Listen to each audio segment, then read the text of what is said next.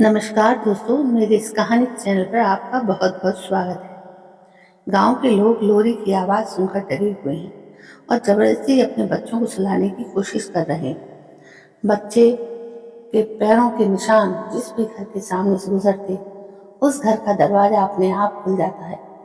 ध्रुव कह, कहता है, माँ माँ मुझे जाने दो ना, वो मुझे बुला रहा है। उसके पास बहुत सारे खिलौने भी हैं माँ। माँ मुझे जाने दो ना माँ। ध्रुव के पापा कहते हैं, नहीं ध्रुव, तुम कहीं भी नहीं जाओगे, जिद मत करो, बाहर बहुत खतरा है।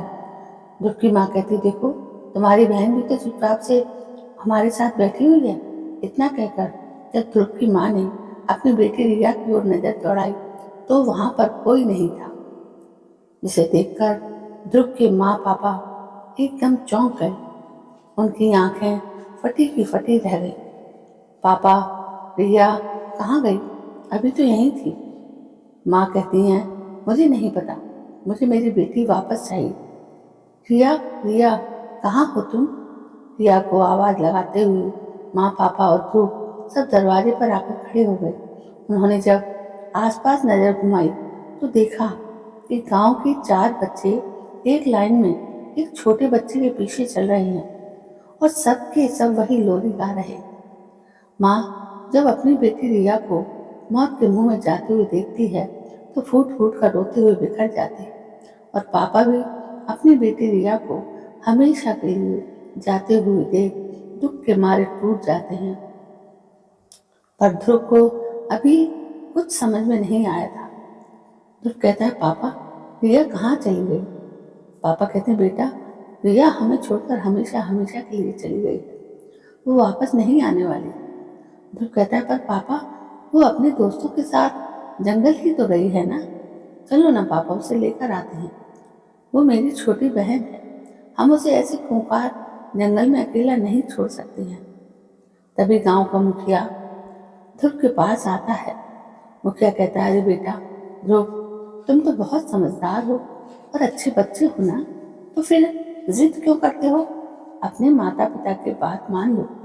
ध्रुव कहता है, तो क्या अब हम भी भाग्यों की तरह गांव छोड़कर चले जाएंगे?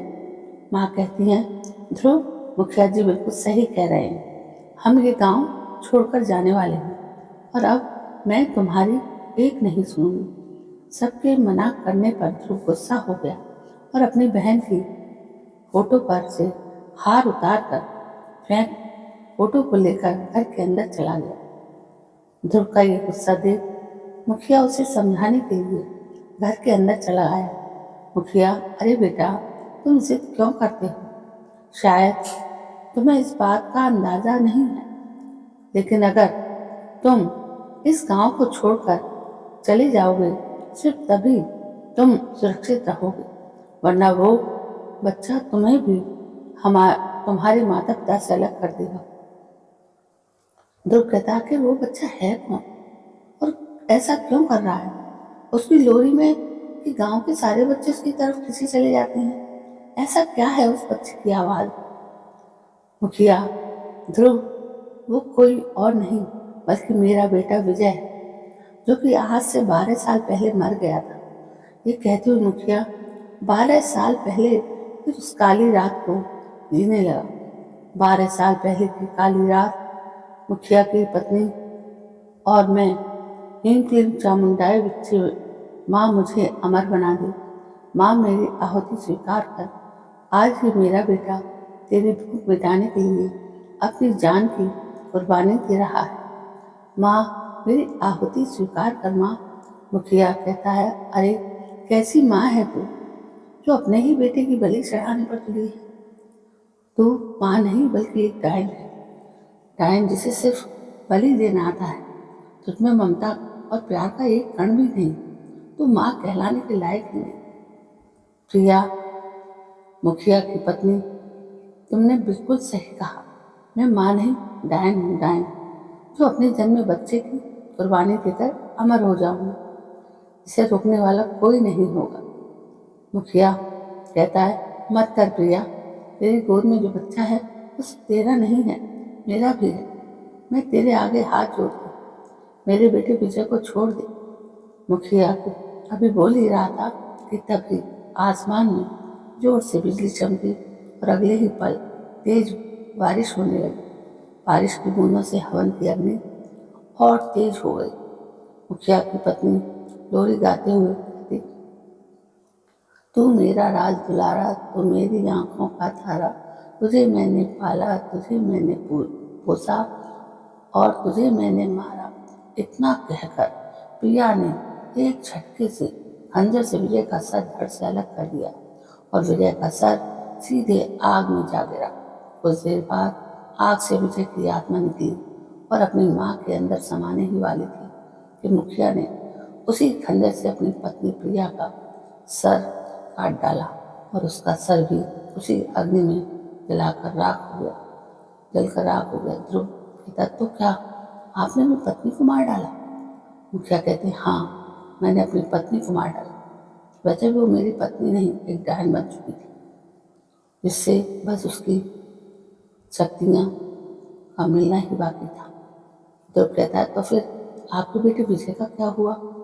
मुखिया कहता है, वो मरने के बाद भी अपनी माँ से प्यार करता रहा, इसलिए आज भी अपनी माँ की शक्तियों को वापस दिलाने के लिए बच्चों को अपने वश में करता है और आहुति के लिए अपनी माँ के पास ले जाता है। ध्रुव कहता है, वश में करके? पर उसके पास शक्तियाँ कहाँ से आईं? मुखिया कहता है, विजय की बलि के बाद उसकी आत्मा बहुत शक्तिशाली हो गई है और अगर विजय की शक्तिशाली आत्मा अपनी माँ प्रिया में समा जाती तो सारी शक्तियाँ उसकी माँ को ही मिल जाती, लेकिन मैंने पहले ही उसे मार डाला था। ध्रुव कहता, तो क्या आपका बेटा विजय ऐसे ही गांव के बच्चों को लोरी सुनाकर अपनी माँ प्रिया के लिए आहुतियों इकट्ठा करता रहेगा क्या? मुखिया बोलता है, नहीं, एक रास्ता है, पर वो बहुत खतरनाक। ध्रुव कहता है, कैसा रास्ता? मुझे बताइए। मैं नहीं चाहता कि आपकी पत्नी ने जो आपके बेटे विजय के साथ किया वो गांव के किसी और बच्चे के साथ। मुखिया कहता है, ठीक है ध्रुव, अगर तुम यही चाहते हो तो मेरी बात ध्यान से सुनो। मुखिया ध्रुव को सारी योजना समझा देता है। अगली रात फिर से विजय का भूत वही लोरी गाते हुए गांव के रास्ते से गुजर रहा होता है। ध्रुव अपने कानों में रुई डाल लेता है ताकि विजय की लोरी का असर उसके ऊपर ना हो और वो भी बच्चों के साथ विजय के पीछे पीछे चलने लगता है। कुछ देर बाद विजय बाकी बच्चों के साथ उसी जगह पहुंच जाता है जहां वो बच्चों की आहुति दिया करता था। विजय की माँ, मेरा राज दुलारा, मेरी आंखों का नूर, मेरी आंखों का तारा, तुझे मैंने पोसा, तुझे मैंने पाला, मेरा राज दुलारा। विजय भी सारे बच्चों को अपनी माँ के पास आहुति के लिए खड़ा करके आग में विलीन हो गया और वश में किए गए बच्चे भी एक लाइन में खड़े हो गए। वो प्रिया की गोद में जाने के लिए बेताब थी। प्रिया, आओ बच्चों, आओ, तुम्हारी माँ तुम्हें बुला रही है, आ जाओ। अपनी माँ से कैसा डर। प्रिया के बुलवाने पर एक बच्चा प्रिया की गोद में जाकर बैठ गया। प्रिया ने भी उस बच्चे के साथ वही किया जो उसने विजय के साथ किया था। उसका गला काटा और उसके सर को हवन कुंड में डाल दिया। इस बीच मौके का फायदा उठाकर ध्रुव लाइन में खड़ा हो गया और फिर प्रिया के बुलाने पर उसकी गोद में जा बैठा। प्रिया कहती है, ओम ह्रीं क्लीं चामुंडाय विद्महे, माँ मुझे अमर बना दे, माँ मेरी आहुति स्वीकार कर। आज मेरा बेटा तेरी भूख मिटाने के लिए जान की कुर्बानी दे रहा है। माँ मेरी आहुति स्वीकार कर माँ। प्रिया के बोलते ही आग की लपटें और तेजी से जलने लगी। इशारा समझकर प्रिया ने खंजर उठाया ही था कि फिर से अचंभा हुआ, क्योंकि खंजर अपनी जगह पर नहीं था। प्रिया का सीधा शक गोद में रखे बच्चे पर गया। इससे पहले कि प्रिया कुछ कर पाती, ध्रुव ने उसी के खंजर से उसी का गला काट डाला। प्रिया का सर सीधा हवन कुंड की अग्नि में जा गिरा और अब तक जितने भी बच्चों की बलि दी गई थी, उन सब बच्चों की आत्माएं हवा में चारों तरफ फैल गई, जिसे ध्रुव भी देखकर दंग रह गया। उसके बाद ध्रुव सही सलामत घर वापस आ जाता है। ध्रुव कहता है, माँ अब तो सब सही हो गया है। फिर पापा, हम सबको शहर जाने की कोई ज़रूरत नहीं है।